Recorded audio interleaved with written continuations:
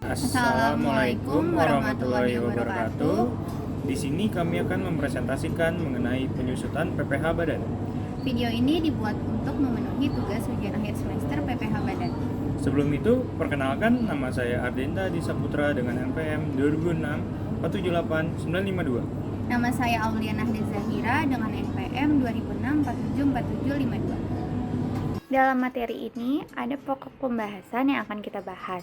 Nah, ada 7 pokok pembahasan yang akan kita bahas, yaitu diantaranya yang pertama itu ada definisi dari penyusutan itu sendiri itu apa. Terus yang kedua itu ada kriteria aktiva dari penyusutan apa saja. Nah, yang ketiga itu ada metode penyusutan itu ada apa aja juga.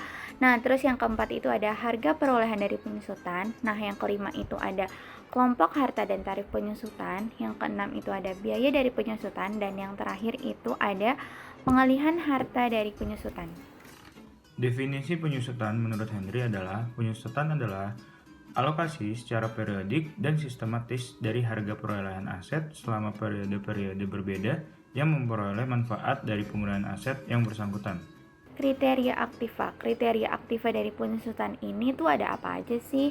Nah, yang pertama itu ada harta yang memiliki masa manfaat lebih dari 1 tahun yang dapat digunakan untuk mendapatkan, menagih, dan memelihara penghasilan atau juga objek pajak, tapi kecuali tanah.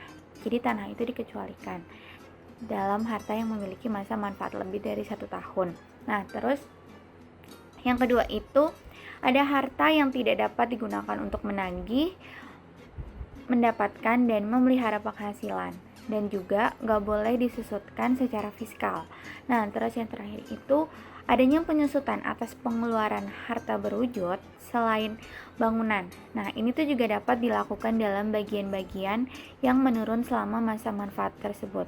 Nah, ini tuh dapat dihitung dengan cara menerapkan tarif pada penyusutan. Nah, atas tarif penyusutan itu diterapkan atas nilai sisa buku, dan pada akhir masa manfaat tersebut nilai sisa buku itu dapat disusutkan sekaligus. Nah, tapi dengan syarat dilakukannya secara taat asas. Saat dimulainya penyusutan. Nah, yang pertama, penyusutan dimulai pada bulan dilakukannya pengeluaran. Untuk harta yang masih dalam proses pengerjaan, penyusutannya dimulai pada bulan selesainya pengerjaan harta tersebut. Selanjutnya, penyusutan pada tahun pertama dihitung secara prorata. Nah, dengan persetujuan Dirjen Pajak, WP dapat melakukan penyusutan mulai pada bulan digunakannya harta tersebut untuk mendapatkan, menagih, dan memelihara penghasilan atau pada bulan harta tersebut mulai menghasilkan. Harga perolehan dari penyusutan itu ada apa aja sih dan berasal dari mana saja? Nah, ternyata ada 4 harga perolehan dari penyusutan itu sendiri. Nah, yang pertama itu ada likuidasi, penggabungan, pemekaran, pemecahan, atau pengambil alih perusahaan. Nah, itu tuh maksudnya harganya itu berasal dari jumlah yang seharusnya dikeluarkan berdasarkan harga pasar wajar. Nah, terus yang kedua itu adanya tukar menukar. Nah, maksudnya itu tuh harganya itu diperoleh dari jumlah yang seharusnya dikeluarkan berdasarkan harga wajar. Nah, yang ketiga itu adanya hubungan istimewa. Nah, ini tuh harga dari hubungan istimewa itu sendiri berasal dari jumlah yang seharusnya dikeluarkan atau diambil dari harga pasar wajar. Nah, yang terakhir itu ada tidak adanya hubungan istimewa. Nah, maksudnya itu harganya itu diambil dari jumlah yang sesungguhnya itu dikeluarkan.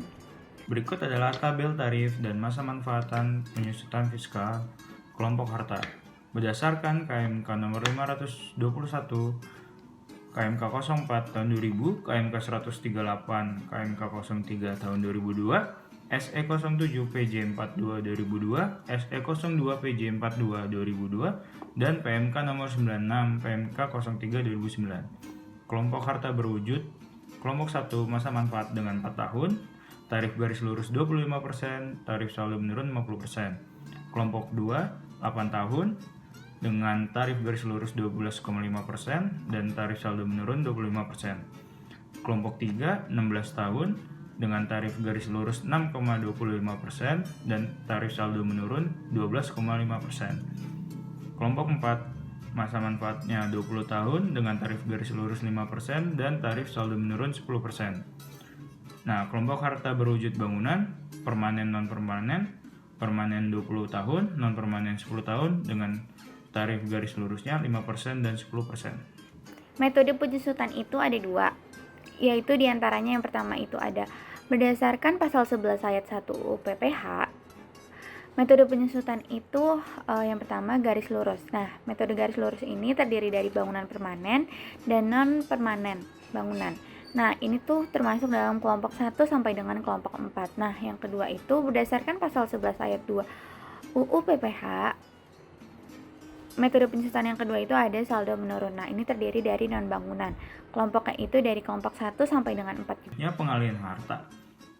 Yang pertama, ada harta yang disusutkan, di mana selisih antara harga jual atau nilai pasar dengan nilai sisa buku. Selisihnya negatif atau rugi, kerugian tersebut dapat dikurangkan sebagai biaya. Nah, yang kedua ada harta tidak boleh disusutkan, di mana selisih antara harga jual atau nilai pasar dengan harga perolehan. Selisihnya negatif atau rugi, kerugian tersebut tidak dapat dikurangkan sebagai biaya. Dan yang ketiga adalah force majeure, di mana penggantian asuransinya dibukukan sebagai penghasilan pada tahun terjadinya penjualan atau tahun diterimanya penggantian asuransi. Nilai sisa buku dari harta tersebut dibebankan sebagai kerugian dalam tahun pajak yang bersangkutan. Dan dalam hal penggantian asuransi, yang diterima jumlahnya baru dapat diketahui dengan pasti pada masa kemudian. Wajib pajak dapat mengajukan permohonan kepada Direktur Jenderal Pajak agar jumlah sebesar kerugian tersebut dapat dibebankan dalam tahun penggantian asuransi tersebut.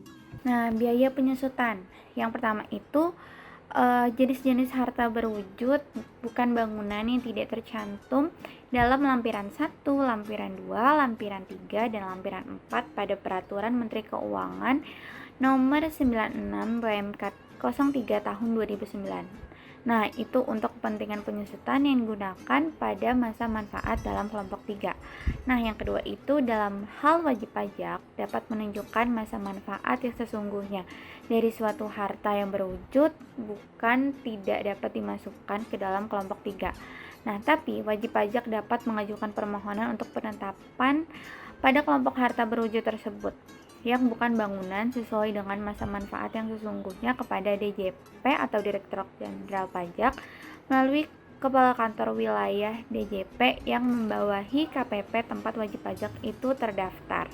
Selanjutnya, permohonan harus disampaikan dengan menggunakan formulir Peraturan Direktur Jenderal Pajak. Ini dapat dilampiri dengan yang pertama, penjelasan terperinci mengenai aktiva, yang kedua, spesifikasi aktiva dari produsen, yang ketiga, perkiraan umur aktiva atau masa manfaat ekonomis dari penilaian publik, dokumen teknis pendukung dari produsen mengenai masa manfaat aktiva, dan keputusan penetapan kelompok harta terwujud bukan bangunan untuk keperluan penyusutan yang sudah pernah diperoleh. Permohonan harus disampaikan paling lama 1 bulan setelah akhir tahun pajak diperolehannya harta berwujud bukan bangunan. Sekian pemaparan dari kami mengenai penyusutan PPh Badan. Kurang lebihnya mohon maaf. Wassalamualaikum warahmatullahi wabarakatuh.